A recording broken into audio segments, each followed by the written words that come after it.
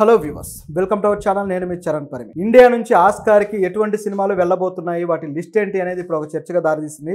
నిజానికి ఇప్పుడు ఆస్కార్ 97వ అవార్డుల ఉత్సవం వచ్చే సంవత్సరం జరగబోతుంది. మార్చి 2వ తారీఖున 2025లో ఇది జరుగుతుందని చెప్పేసి academy of motion pictures science and arts అని చెప్పేసి ఏదైతే ఆస్కార్ కమిటీ ఉందో ఈ కమిటీ చెప్పడం జరిగింది. సో ఈ నోటిఫికేషన్ బట్టి ఇప్పుడు అనేక దేశాలు తమ దేశాల ఉత్తమ చిత్రాలుగా ఏవైతే భావించాయో వాటిని ఆ ఎంట్రీకి అయితే సెలెక్ట్ చేయడం జరిగింది. దాంతోపాటు మన దేశం నుంచి కూడా ఆస్కార్కి సంబంధించి మన దేశంలో ఒక కమిటీ ఉంటుంది. ఈ కమిటీ ఒక సినిమాని ఉత్తమ విదేశీ చిత్రం కేటగిరీలో మన దేశం నుంచి పంపించడం జరుగుతుంది. గతంలో అనేక సినిమాలు ఈ విధంగా పంపిస్తూ ఉన్నారు, అవన్నీ అక్కడ ఫెయిల్ అవుతూ ఉన్నాయి. ఇది చాలా పెద్ద చరిత్ర మనకు తెలిసిందే.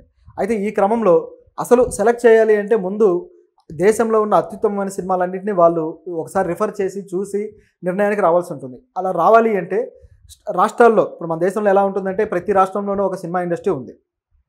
ప్రతి భాషకు కొన్ని అత్యుత్తమమైన సినిమాలు వస్తూ ఉంటాయి ప్రతి సంవత్సరం.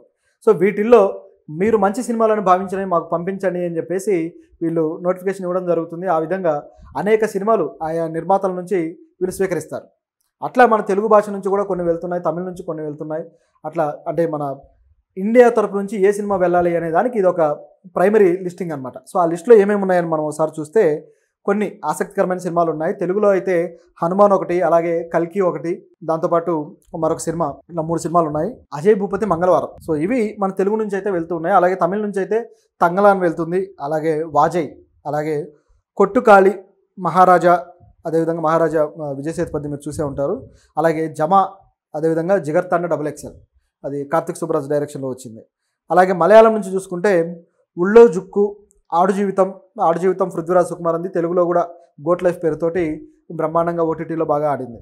సో తర్వాత వచ్చేసి all we imagine as light. ఇది యాక్చువల్గా ఈ సినిమా ఇండియా నుంచి వెళ్తున్నా సరే ఇండియా తరపు నుంచి ఇది ఎంట్రీలోకి వెళ్ళట్లేదు. ఈ సినిమా వచ్చేసి ఫ్రాన్స్ నుంచి ఎంట్రీ ఇస్తుంది. నిజానికి ఈ సినిమా నిర్మాణంలో ఇండియాతో పాటు అనేక దేశాల భాగస్వామ్యం ఉంది. సో ఆ విధంగా దీన్ని నిర్మించారు, లేడీ డైరెక్టర్ దీన్ని డైరెక్ట్ చేశారు. సో దాని గురించి మనం సపరేట్గా మాట్లాడదాం.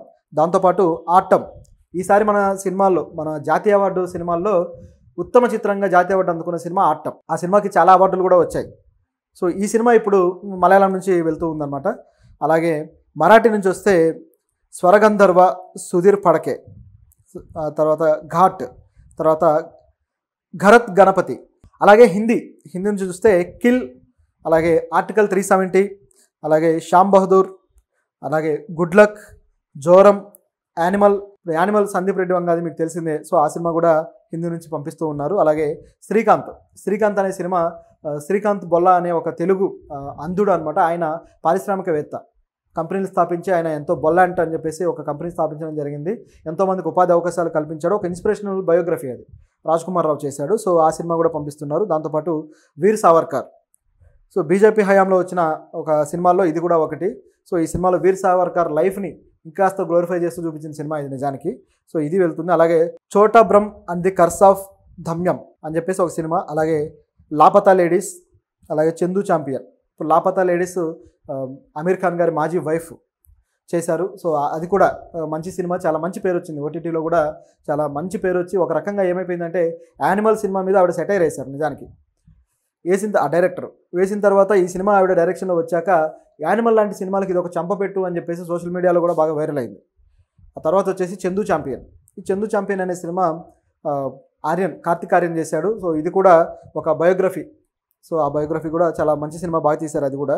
ఇవన్నీ కూడా వెళ్తూ ఉన్నాయి. అలాగే అంటే ఈ లెక్కలో చూసుకుంటే తెలుగు నుంచి 3, తమిళ నుంచేమో 6, మలయాళం నుంచేమో 4, మరాఠీ నుంచేమో 3, అలాగే హిందీ నుంచి అయితే 11 సినిమాలు. సో ఇది ఈ జాబితా. ఈ జాబితాలోంచి మళ్ళీ షార్ట్ లిస్టింగ్ చేసి మళ్ళీ అక్కడ నుంచి ఒకే ఒక సినిమాని అయితే ఎంచుకొని పంపిస్తారు. అయితే మీకు ఆ ఒక్క సినిమా ఏమనిపిస్తుంది?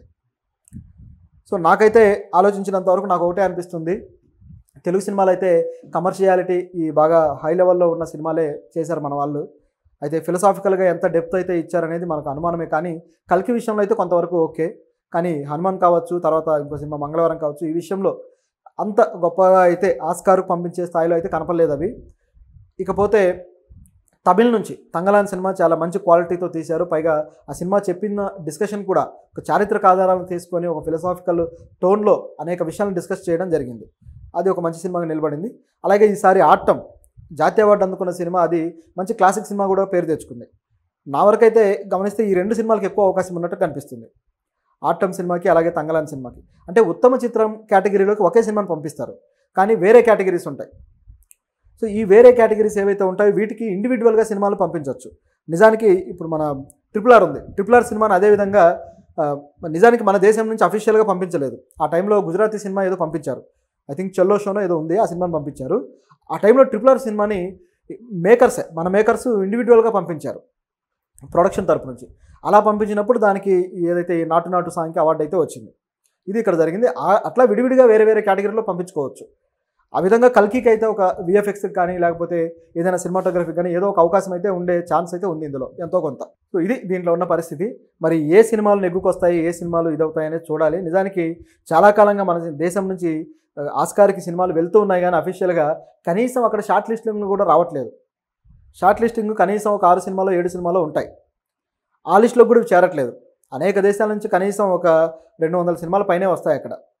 ఉత్తమ చిత్రం కేటగిరీలోకి అయితే ఇప్పుడు అనేక దేశాల నుంచి, ఇప్పుడు స్పెయిన్ నుంచి ఒక సినిమా వస్తుంది, ఫ్రాన్స్ నుంచి వస్తుంది, అలాగే ఇంగ్లాండ్ నుంచి వస్తుంది, అలాగే ఆఫ్రికన్ కంట్రీస్, నైజీరియాలో కూడా ఒక ఇండస్ట్రీ ఉంది. సో అక్కడి నుంచి వస్తాయి.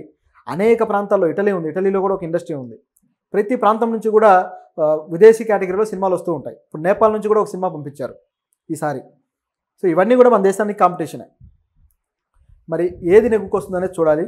అయితే ఈసారి ఏ సినిమాకి ఎక్కువగా విదేశీ కేటగిరీలో వచ్చే అవకాశం ఉందని మామూలుగా ట్రెండింగ్లో ఏం నడుస్తుందంటే, ఒకటి వచ్చేసి లాపతా లేడీస్, కిరణ్ రావు గారు డైరెక్షన్లో. సో అది. దాని తర్వాత వచ్చేసి ఏదైతే all we imagine as light అనే సినిమా ఉందో ఈ సినిమా. ఇప్పుడు ఈ సినిమా వచ్చేసి దీని నిర్మాణంలో అనేక దేశాలు పాల్గొన్నాయి. ఇండియాతో పాటు నెదర్లాండ్స్, లగ్జంబర్గ్, అలాగే ఇటలీ. సో ఈ దేశాల ప్రొడక్షన్ కంపెనీలు కలిపి చేశాయి.